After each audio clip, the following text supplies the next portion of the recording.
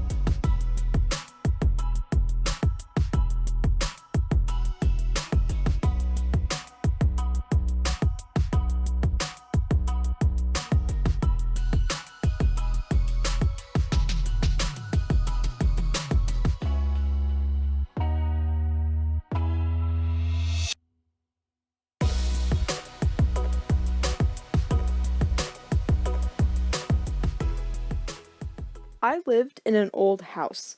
Things go bump in the night. It happens. I've also been blessed and cursed with an overactive imagination. On the plus side, that imagination allows me to do what I do and come up with stories and lots of fun ideas. On the not so plus side, that imagination takes me places when things make noise. When the furnace creaked, logically, I knew what it was. But what if? You know, when checking the chicken eggs at night, logically, I knew it was the wind blowing leaves around. But what if it was actually a mountain lion coming to eat me? Logically, I can rule out these things, but it's never 100% statistically impossible. Luckily for me, that active imagination also allows me to insert various characters into my surroundings. I don't see them, obviously, I'm not hallucinating, but mentally I can picture them, what they do, down to little minor gestures like a tail twitch or a side glance. As long as I was focusing on imagining Pinata there to protect me, I would be too busy imagining getting eaten. So this comic is kind of that situation, but instead of me having to imagine, Pinata is actually there in this case, which is better. Gardening is so romanticized in my mind. I love the concept of planting little sprouts in the dirt, watering them each day, and then harvesting some food come the end of the summer. It's not like that at all. It's hard labor, and the sun is like 90 degrees beating down on you the whole time. It's not fun. That being said, nothing can stop me from being a lovely little gardener in my head. Of course, it was spring for this piece, so not only was it gardening time, it was time for new baby chickens. The combination of gardening and chickens on the brain led to the conceptualization of this comic, because gourmet freaking would. I don't know what else to say about this one, other than stuff I've already beat to death. The small canvas, brace yourself folks, because the year is long and I guarantee that I'll mention this again. The small canvas limited the detail I could add.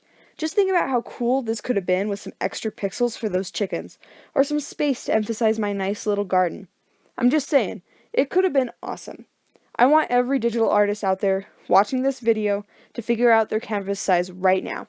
Go check, and if it's less than 700 pixels lengthwise, we need to have a conversation to make sure you understand what you're compromising by having that small canvas. It's fine to have a small canvas, but it should not be out of ignorance. It should be out of choice. That being said, I'll get back to the point at hand and point out that Gourmet is very cute in this piece, and that makes everything else okay. I cannot tell you what I was thinking for this one. I may have thought it was funny, I may have thought it was clever, I could have been bored out of my mind and doodling. I wouldn't be able to tell you. Knowing myself, and having read the comic, it looks like I was just trying to get out of a funk, but I can't really recall what was going on through my head while drawing this. I can remember my exact motivations for other artworks, done years and years ago, but I am lost at these flowers. I will say, however, that I was not thinking about making this comic into a video when I did this, because formatting what you're seeing on the screen was a pain and a half. Good freaking gracious. Our color palettes translated very well into flowers, however, so I guess I am thankful for that. It's so funny to see old art and see the difference between each month. The diversity between gardening, living flowers, and haunted houses. The way my mind works over the years. I get a kick out of it. Let me know which one your favorite was. And until next time, I will see you guys later. Have a great week.